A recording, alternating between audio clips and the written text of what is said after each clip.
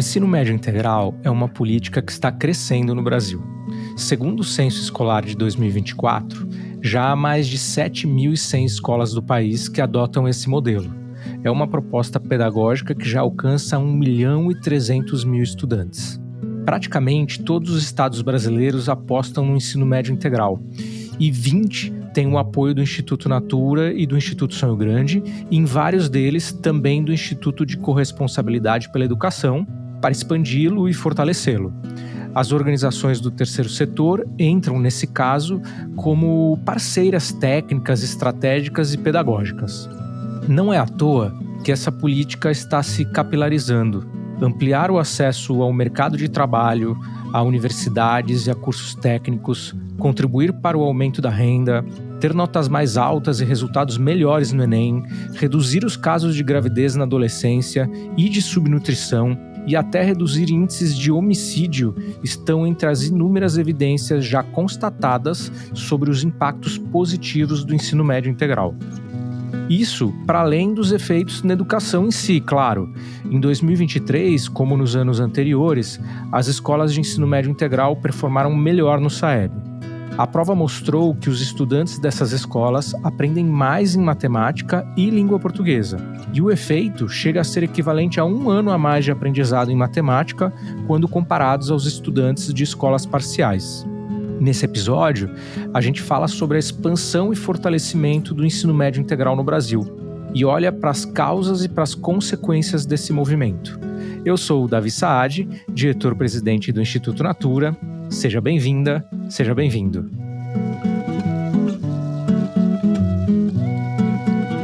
Aqui você ouve conversas sobre e para a educação. O podcast é quinzenal e chega aos principais tocadores de áudio às segundas-feiras.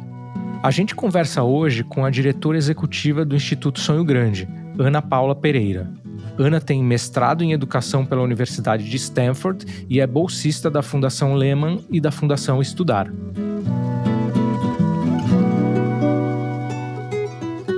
Podcast Instituto Natura.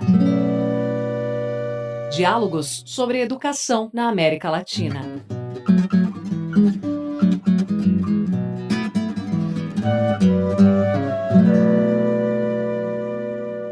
Oi, Ana, que prazer ter você aqui nessa conversa. Muito obrigado pela sua presença.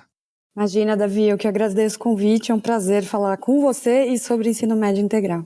Maravilha, então vamos começar do começo. Quando a gente fala de ensino médio integral, Ana, não estamos falando só de mais tempo na escola. Então, conta um pouco pra gente, quando a gente menciona aqui ensino médio integral, e vamos falar sobre isso no episódio inteiro, do que a gente está falando? O ensino médio integral que a gente, Instituto Sonho Grande, Instituto Natura, junto com o ICE, temos apoiado aí nos últimos anos, ele é uma escola que, além do tempo estendido, ou que usa o tempo estendido como viabilizador de um modelo pedagógico inovador e que conecta a escola com a realidade dos estudantes. Então, a premissa principal é que, para além do desenvolvimento dos aspectos cognitivos, como que a gente está acostumado, né? Aprendizagem de matemática, de língua portuguesa, a gente também tenha nessa escola um cuidado para desenvolver nos estudantes os outros aspectos, como socioemocional, cultural e todas essas coisas. Então, centrados no projeto de vida do estudante, trabalhando o estudante como protagonista, o ensino médio integral em tempo integral, essa escola que tem a intenção de preparar o estudante para a vida. Ótimo, então já deu para ver que não é só mais tempo, que é um modelo diferente mesmo, né? E eu citei aqui na abertura, alguns resultados bastante potentes, né, do integral, que ultrapassam até a educação, né, mexem em indicadores socioeconômicos dos municípios e dos estados que têm esse modelo em larga escala. Mas eu queria ouvir, na sua opinião, por que você acha que o Brasil, como país, e claro, também os estudantes, podem se beneficiar de uma expansão em larga escala desse ensino médio integral que você comentou agora? Perfeito, Davi. A forma como a gente vê isso é dividindo, digamos, os benefícios em benefícios mais diretos ou de curto prazo, que já trazem muito benefício para a população, para os estudantes diretamente na escola, que são os benefícios de maior aprendizagem Então, quem passa pelo ensino médio integral tem praticamente o dobro de aprendizagem em matemática, tem quase isso de aprendizagem adicional em língua portuguesa e, junto com maior aprendizagem, essa é uma escola que também tem mais capacidade de aumentar a permanência do estudante na escola. Então, estudantes nas escolas de ensino médio integral tendem a abandonar menos os estudos, evadir menos entre um ano e outro ano escolar. E aí, para além dos resultados de curto prazo, a gente também acompanha ao longo dos últimos anos uma série de resultados comprovados por evidências, avaliações de impacto, que mostram que o ensino médio integral aumenta a chance dos estudantes de acessar o ensino superior, aumenta a renda média mensal desses estudantes, uma vez que eles entram no mercado de trabalho, que também são 2 indicadores que a gente olha como um impacto direto, né, para a sociedade, para além das pessoas individualmente, mas para a sociedade. E tem várias outras questões sociais que também são endereçadas por essa escola. Então, o ensino médio integral reduz homicídio entre jovens, reduz taxas de desnutrição, anemia, porque tem uma alimentação escolar diferenciada, mais frequente versus quem está na escola regular.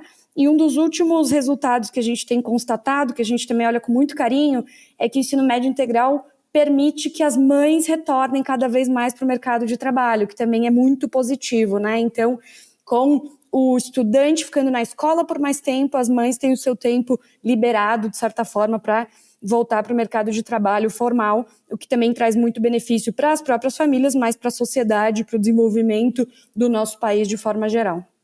É muito impacto, né? Quando você fala em evidências, eu acho que esse é um lugar comum, todo mundo fala que as políticas públicas têm que ter evidências que mostram os resultados e tal, e me parece que a política do ensino médio integral é uma das políticas com mais evidências de impacto, né? Agora, da onde vêm essas evidências, Ana? Como que a gente pode confiar nisso que você está falando, assim? Como que são construídas essas evidências? A gente consegue ter evidências desses impactos que temos discutido aqui, Davi, porque, por um lado, o ensino médio integral é uma política que tem sido implementada já há muitos anos no Brasil, então, para começar a comprovar por meio dos dados, é importante ter uma série histórica mínima, né? E aqui o ensino médio integral, nosso primeiro caso lá com Pernambuco, que foi o estado pioneiro, já tem mais de 20 anos, então é possível, de fato, ter dados longitudinais importantes para poder fazer essa análise. E a partir disso, felizmente no Brasil, a gente tem cada vez mais dados, não só educacionais, né, de presença na escola, de avaliação de aprendizagem dos estudantes, então que nos permite, com esses dados públicos parametrizados, comparáveis entre as redes, fazer esse tipo de avaliação, como também a gente consegue cruzar com outras bases de dados. Então, quando a gente fala de redução de taxa de homicídio, é porque também tem disponível bases já consolidadas, públicas, comparáveis, de algum tempo em que a gente possa cruzar os resultados da educação com outros resultados sociais para fazer essa avaliação. E aí, a partir do momento que a gente tem acesso a todos esses dados robustos, envolvemos tanto a gente, os institutos parceiros, quanto os próprios governos, a academia, né, as universidades mais prestigiadas de todo o Brasil, aqui de São Paulo, de outros lugares, para se debruçar sobre esses dados e nos permitir tirar essas conclusões tão animadoras. Legal, então vamos mergulhar um pouquinho na conversa em como que está o desenvolvimento disso no Brasil, mas antes eu queria também fazer uma outra colocação para a gente explorar aqui, que assim, muito no começo dessa política, não dessa política específica do ensino médio integral que começou em Pernambuco, mas do conceito de escola integral, tinha aquela ideia de construir algumas poucas escolas de referência, escolas maravilhosas, né? E eu acho que isso mudou um pouco, né? Esse conceito para um conceito mais de universalização, de uma escola que seja boa para todos, tal. Mas algumas pessoas ainda têm na cabeça aquela ideia, né? Então eu queria que você contasse um pouco para a gente, vamos dizer assim, limpar esse caminho, né? Qual é a diferença entre aquele modelo anterior de grandes escolas maravilhosas de referência e essa nova proposta, né, de um ensino médio integral de qualidade mais universalizado? Felizmente, a gente consegue hoje já constatar que tem uma parcela bem grande dos nossos estudantes que tem acesso a essa oferta possível de expansão, né, como você tem comentado. Então, de fato, existe muito receio quando a gente fala de política pública de garantir que o máximo número de pessoas sejam impactadas por cada uma delas, e o desenho do ensino médio integral, da forma como a gente tem conversado agora, já teve essa preocupação de garantir que não fosse para ilhas de excelência, porque a gente está falando de educação pública gratuita, do direito à educação que todas as crianças e jovens têm que ter, mas que a gente pudesse fazer um modelo de escola que depois pudesse ser replicado, expandido, para alcançar cada vez mais pessoas. Então, graças a essa preocupação no momento de desenho, a gente consegue ver hoje, com base no censo escolar de 2024, por exemplo, que o ensino médio integral nas redes estaduais já alcançou mais de 30% das escolas estaduais no Brasil inteiro ofertando ensino médio integral, e com isso a gente chega em quase 25% das matrículas de ensino médio. Então já dá para afirmar que no ano passado, 2024, 1 a cada 4 estudantes de ensino médio em rede estadual no Brasil foi impactado por essa política pública, que é um dado já muito relevante. Acreditamos que dá para ir ainda mais longe, mas já dá para dizer que não é mais ilha de excelência. Ana, e a gente consegue ter certeza de que esses 25% que a gente está atingindo não são os 25% justamente em regiões mais ricas, ou enfim, que a gente está ampliando a desigualdade, focando o ensino médio integral em onde tem mais infraestrutura? A gente consegue ter uma noção disso? Sim, pelos mesmos dados que a gente faz avaliação de impacto, já conseguimos comprovar hoje que, comparado ao ensino regular, o ensino médio integral tem inclusive uma proporção maior de escolas mais vulneráveis.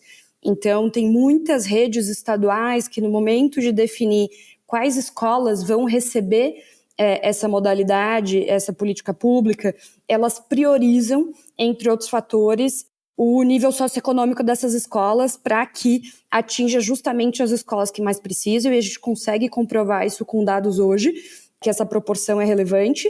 E, felizmente, assim, para além de escolas integrais aumentarem o resultado, como eu comentei, de aprendizagem em todos os níveis socioeconômicos, com isso ela consegue fazer as escolas de nível socioeconômico mais baixos, escolas mais vulneráveis, se equipararem a patamares de aprendizagem de escolas com nível socioeconômico mais alto. Então, isso já é um impacto aí do ensino médio integral, apoiando na redução das desigualdades sociais aqui no nosso país. Muito bom. E eu também agregaria que os estados do Nordeste também estão avançando rápido nesse modelo de escola. Isso também, do ponto de vista de país, né, de regionalidades, isso também desloca um pouco o modelo para o Nordeste, de maneira que também reduz a desigualdade regional que também existe no Brasil. Muito bom.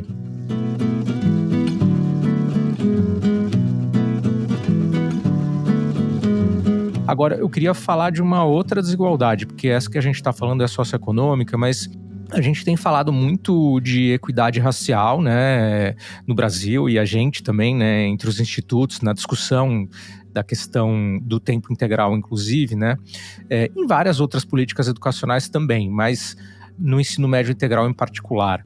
E eu queria que você contasse um pouco se a gente tem avançado nesse olhar para a questão de equidade racial, como o ensino médio integral também pode ser um instrumento de transformação nessa questão. Claro, Davi. De partida, a gente vê que os componentes da parte diversificada do ensino médio integral, como o projeto de vida, que eu já comentei, a tutoria, o estudo orientado, eles já são oportunidades valiosas para acolher as individualidades dos estudantes, que inclusive apoia a gente a endereçar a questão da desigualdade racial nas escolas. Mas reduzir a desigualdade ou reduzir uma parte da lacuna da desigualdade não é suficiente, né? Então, a gente tem visto movimentos muito relevantes, tanto das redes estaduais quanto dos nossos institutos, nessa discussão de como a gente pode ser mais ativo na redução dessas desigualdades. Então, muito recentemente, trabalhamos com um diagnóstico bastante aprofundado de o que tem acontecido, que tipo de resultados que a gente pode avaliar dentro das escolas em relação à desigualdade racial, para poder juntos fazer uma construção de visão de sucesso para alcance da equidade racial nas escolas e definir um plano de ação conjunto, né, de curto, médio e longo prazo para atingir esses objetivos. Então, tanto do ponto de vista dos estados quanto dos institutos que apoiam essa política, a gente tem visto cada vez mais o trabalho para garantir que as lideranças políticas tenham um compromisso com essa temática da equidade racial, que as redes, na medida do possível, estabeleçam equipes dedicadas à equidade racial dentro das suas estruturas para conseguir ter esse olhar de forma mais específica, para que os materiais, as formações, as diretrizes que vão para as escolas também englobem boas práticas que permitem a gente trabalhar em prol da desigualdade. Com isso, a gente consegue, fazendo monitoramento, uma gestão informada por dados com recorte racial, garantir que a gente avance nesse sentido e em algum momento chegue a fechar completamente essa lacuna. Poxa, isso aí é bem esperançoso, né? Que bom. Agora, naquela linha das evidências que você comentou, né? Queria te ouvir sobre isso. A gente vai olhar evidências também dessa questão. Então, todo esse processo que você falou que está sendo implementado nas escolas, que está sendo pensado, a gente também já está em paralelo tentando buscar evidências de que essa melhoria vai acontecer para não ficar só no discurso?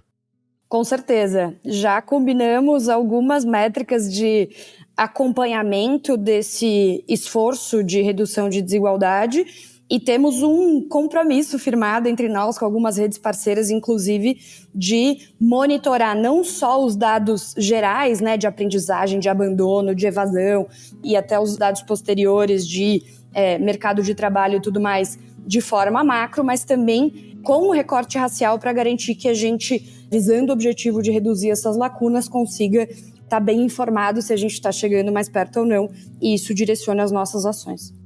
Ótimo, isso aí vai ser ótimo.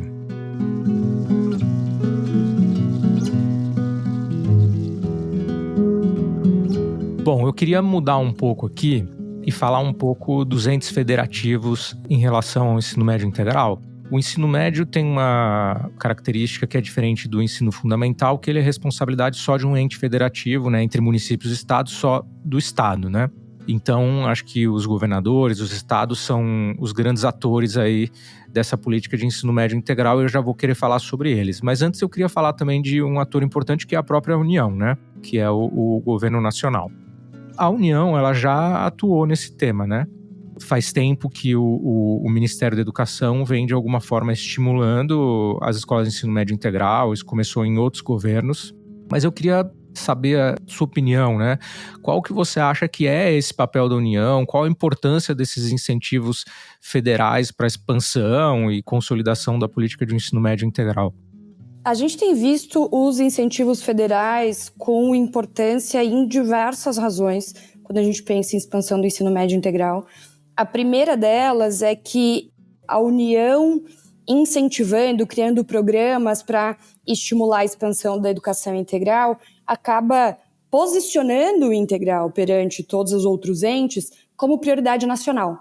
E isso claramente já começa a dar tração para essa política pública, né? Depois disso, a gente vê com muito bons olhos o fato de que esses incentivos federais acabam viabilizando a adoção dessas políticas públicas robustas por redes com diferentes perfis, diferentes disponibilidade de recursos. Então, dando apoio financeiro, apoio técnico, acaba gerando mais igualdade de oportunidades entre as diferentes realidades que a gente tem nesse nosso país continental.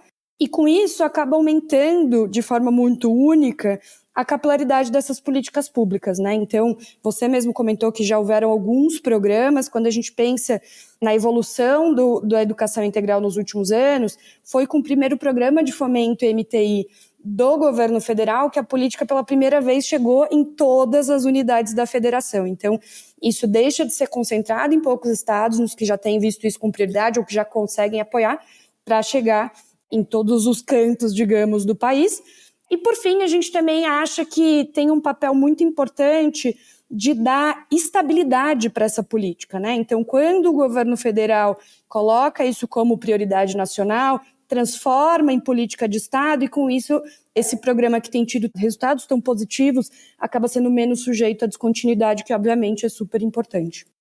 Ótimo. Então agora vamos entrar no ator principal, na minha opinião, que é o Estado, né? Que são os estados, os governadores. Eu queria dar um mergulho aqui, né? Então, primeiro eu queria que você desse a sua opinião de como os estados têm atuado nesse tema, quais são os maiores desafios que eles estão enfrentando.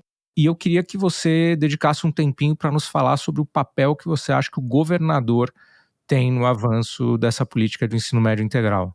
Davi, eu vou começar essa resposta do final porque nós vemos o papel do governador como o grande impulsionador dessa política pública nos entes estaduais. Então, nos últimos anos, acompanhando trajetórias de sucesso de diversos estados pelo Brasil inteiro, a gente vê que os casos mais impressionantes de velocidade, de qualidade dessa política pública, do ponto de vista de execução, de implementação, vem de um governador muito preocupado com a educação de forma geral e que coloca a educação integral como prioridade na sua política para a educação e na sua política do governo como um todo. Assim. Então, o papel do governador acaba sendo muito importante para dar esse tom do que é prioridade a nível estadual e apoiar a Secretaria de Educação para lidar com todos os desafios que naturalmente vêm na implementação dessa política, que tem a sua complexidade, né?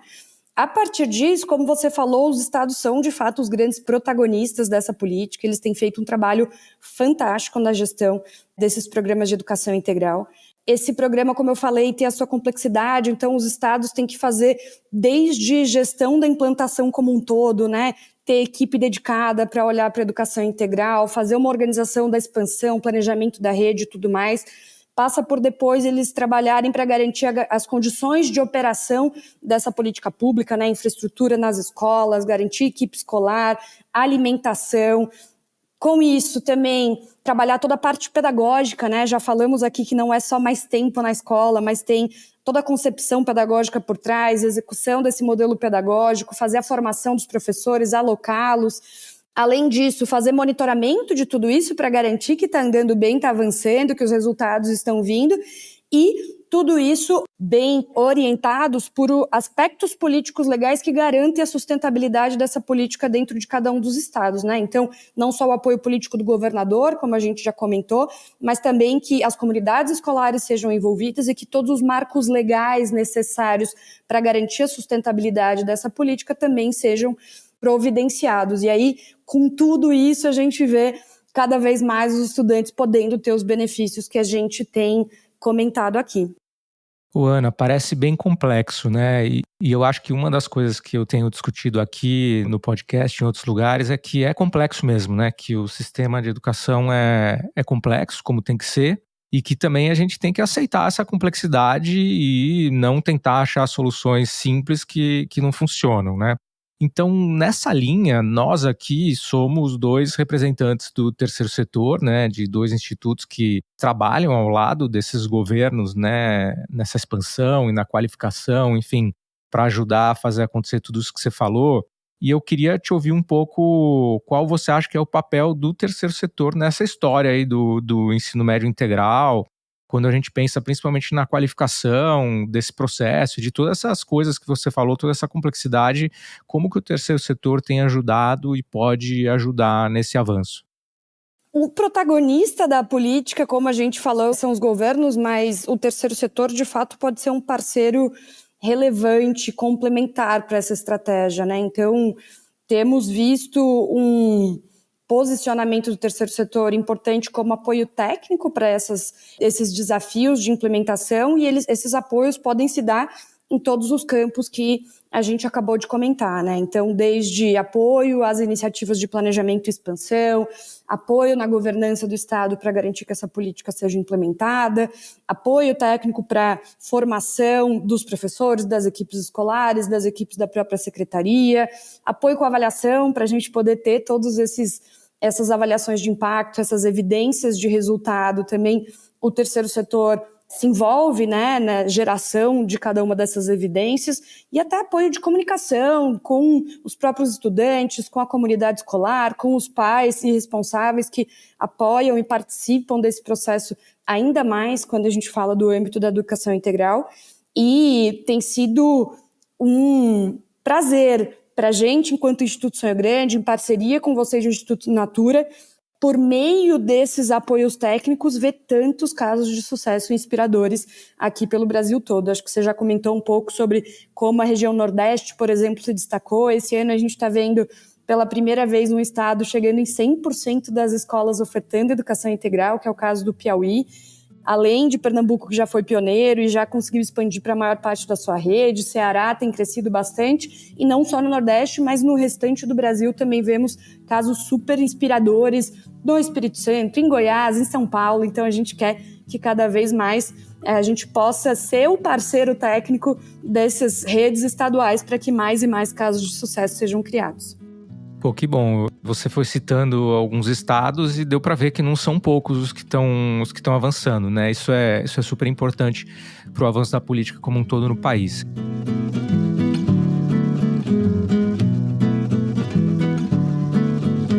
Eu queria dar um salto aqui, Ana, e falar sobre PNE, sobre o Plano Nacional de Educação. A gente tem uma expectativa com o país de votar ainda este ano, né, o novo Plano Nacional de Educação. E o plano original, e esse de agora, tem uma meta voltada para as escolas e matrículas de tempo integral, não só do ensino médio, para todas as etapas, mas com foco em tempo integral. E a proposta que está sendo discutida agora, né, é para que tenhamos 55% de escolas e 45% de matrículas integrais até 2035, né? Lembrando que, de novo, que estamos falando de todas as etapas, não só do ensino médio, né? O PNE atual propõe 50% de escolas e 25% de matrículas, ou seja, a nova meta, quando comparada à meta anterior, do ponto de vista de escolas, cresce pouco, do ponto de vista de matrículas, um pouco mais. Eu queria te ouvir um pouco sobre essa nova proposta, né? Se você acha que ela é razoável, o que você acha dela? E como você vê essa progressão até 2035? Esses números são viáveis? Podemos fazer mais? Quero te ouvir um pouco sobre isso. Aproveitando que você puxou o tema do Plano Nacional de Educação, Davi, eu queria começar por falar que a meta 6 do PNE, que estabelece essas ambições sobre educação integral, tem sido uma força muito importante em toda essa expansão que a gente está discutindo aqui agora. Então, é mais uma das formas da gente sinalizar a prioridade nacional, de a gente sinalizar para onde deveriam focar o trabalho das nossas redes de escolas. Então, quando a gente analisa o resultado da expansão versus a meta do PNE vigente e esse desafio que está sendo imposto para os próximos 10 anos, a gente conclui que dá para ser ainda mais ambicioso, tá? Então, quando a gente olha a série histórica, a gente vê que o ritmo de crescimento de 2020 para cá foi de quase 2,5 pontos percentuais por ano, quando a gente está falando de matrículas em toda a educação básica, né? Porque aqui falando de ensino médio, o crescimento é ainda mais rápido. E se a gente pensar só na manutenção desse ritmo nos próximos 10 anos, isso já nos levaria a quase 50% das matrículas e 70% das escolas integrais. Obviamente que essa manutenção ela não está garantida, né? Ela foi reflexo de muita prioridade política, dos incentivos, de apoio financeiro e técnico da União para as redes, como a gente tem discutido, mas esse histórico, de alguma forma, nos mostra que é possível, né? Que a gente sonhe com uma educação integral para pelo menos metade dos nossos estudantes nos próximos 10 anos. Então, diante desse cenário, a gente acredita que sim, é possível que a meta para 2035 seja mais ambiciosa, que se alinhe aí, pelo menos, aos números dessa projeção de, no mínimo, 50% das matrículas e 70% das escolas integrais. E aí, um último comentário que eu queria fazer, que é um cuidado que a gente tem tentado alertar para todas as pessoas envolvidas nessa discussão, é que, para além da ambição numérica, é importante que a gente garanta nos incentivos do Plano Nacional de Educação que essas matrículas reflitam o perfil populacional para, de novo, garantir que a gente esteja com essa expansão chegando nos públicos historicamente vulnerabilizados, não deixando ninguém de fora, e que também ela preveja as diretrizes pedagógicas para assegurar que aconteça o desenvolvimento integral além do tempo integral nessas escolas, né? Então, a gente acha que a combinação desses 3 fatores, uma meta numérica mais ambiciosa, com atenção para a equidade e diretrizes pedagógicas para que não seja só uma jornada ampliada, vai fazer o novo PNE ser um grande ponto de apoio para a evolução ainda mais robusta dessa política pública no nosso país. Boa. Você falando, eu pensei em 2 coisas que eu queria ouvir a tua opinião. Uma é assim, o PNE ele é um grande consenso, né? Então tem muita gente envolvida, várias questões, restrições, desejos, objetivos distintos que têm que ser, de alguma forma, consensuados aí, né? Ainda que os números que saiam no PNE, né, que fiquem no PNE, não sejam no tamanho dos números que você comentou, você acha que dá para fazer esse trabalho nos estados, para que os estados ultrapassem a proposta do PNE e não fiquem limitados à meta do PNE?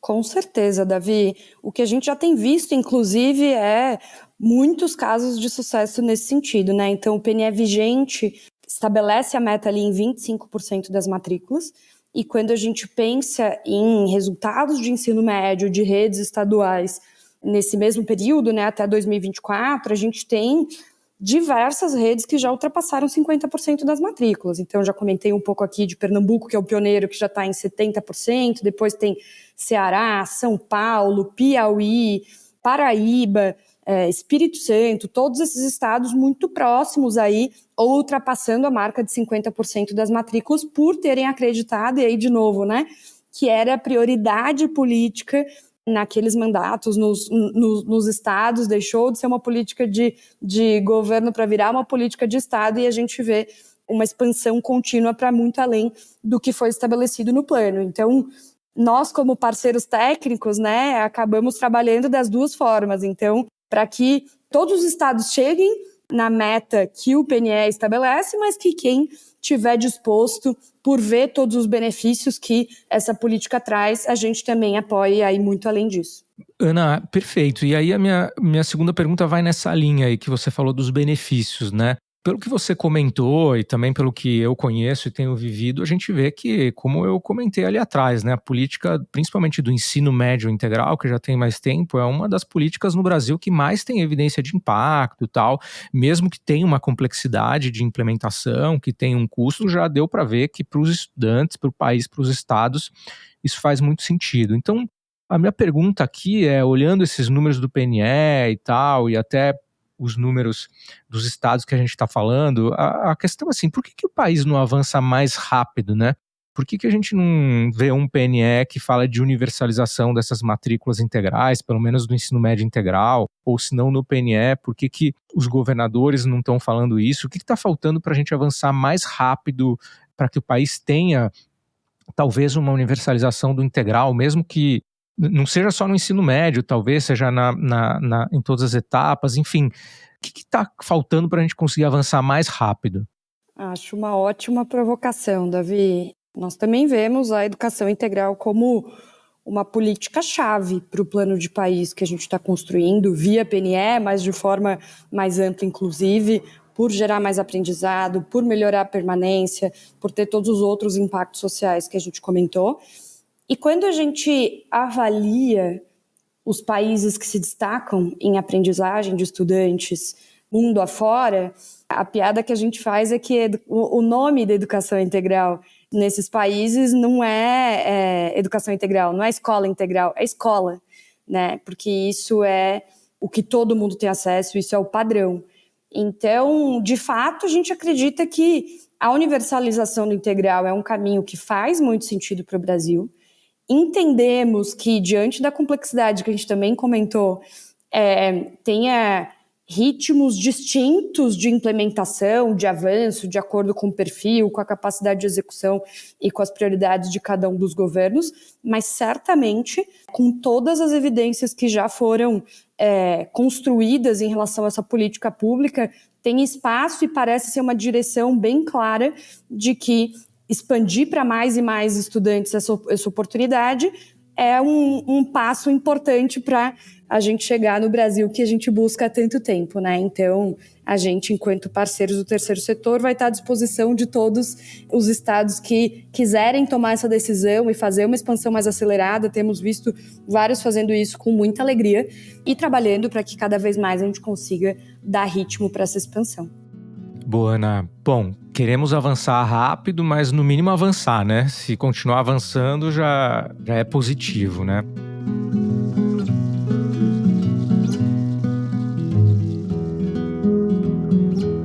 Ana, eu termino todas as minhas conversas com uma pergunta que é um pouco como a gente trabalha no Instituto Natura, que é sempre misturando um pouco de sonho com viabilidade. E eu tenho perguntado para todo mundo isso, quero muito te ouvir sobre qual você acha que é o sonho possível para a educação brasileira em 10 anos. Ainda que eu concorde com misturar sonho com viabilidade, Davi, eu gosto mais de falar sonho grande do que sonho possível, viu? Boa. Mas o meu sonho grande, que acho que é viável, está muito ligado à última pergunta que você fez, que é justamente a gente ter uma universalização da educação integral em tempo integral no Brasil. Então, que com isso a gente consiga propiciar igualdade de oportunidade para todos, por meio de uma educação pública de excelência, né? Que todos os jovens, todas as crianças tenham acesso a uma escola pública de qualidade, com jornada ampliada, com currículo relevante, que tenha um ambiente acolhedor e, com isso, as escolas consigam desenvolver o potencial de cada um dos estudantes, conectando a aprendizagem que acontece na escola com a vida real e com seus projetos de vida. Assim, a gente vai conseguir não só o impacto individual, mas o crescimento do país como um todo. Legal, esse é o sonho possível, sonho potente, sonho grande. Eu tenho comentado aqui também, Ana, que assim, a gente não pode, como país, ficar correndo atrás de 0,1 no IDEB, ficar feliz porque a gente cresceu 0,3 e tal. A gente precisa de soluções transformadoras e acho que o ensino médio integral e o ensino integral em outras etapas é uma dessas soluções transformadoras que, à medida que elas amadurecem, elas levam a educação para um outro nível. Então, super concordo com esse teu sonho grande e acho que é realmente possível mesmo, pelo que a gente tem visto. Queria muito te agradecer pela parceria, dizer que eu admiro muito o seu trabalho e do Instituto Sonho Grande, dizer que é um grande prazer ser parceiro de vocês e estar com vocês nessa empreitada. Adorei essa conversa e acho que a gente pensa muito parecido em muitas coisas e vamos correr atrás desse sonho grande juntos. Perfeito, Davi. Agradeço de novo pelo convite aqui para esse papo, foi muito gostoso. E corroboro aí com seus pontos, todo o tempo de existência do Sonho Grande tem sido em parceria com o Instituto Natura e acho que só juntos que a gente consegue efetivamente contribuir para essa transformação necessária, porém desafiadora do nosso país através da educação pública. Tem sido um prazer para a gente também. Seguimos juntos.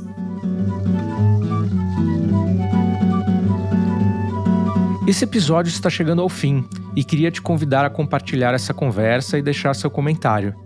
A Laura Cirino escreveu assim pelo LinkedIn: um podcast sempre carregado de reflexões importantes. Muito obrigado, Laura, pela mensagem. Você também pode escrever pra gente contando o que achou desse episódio. Obrigado pela audiência e por compartilhar o episódio com quem você acha que pode gostar. Obrigado também às consultoras de beleza e à equipe de Natura Crer Pra Ver. O próximo episódio chega em 15 dias. Até lá!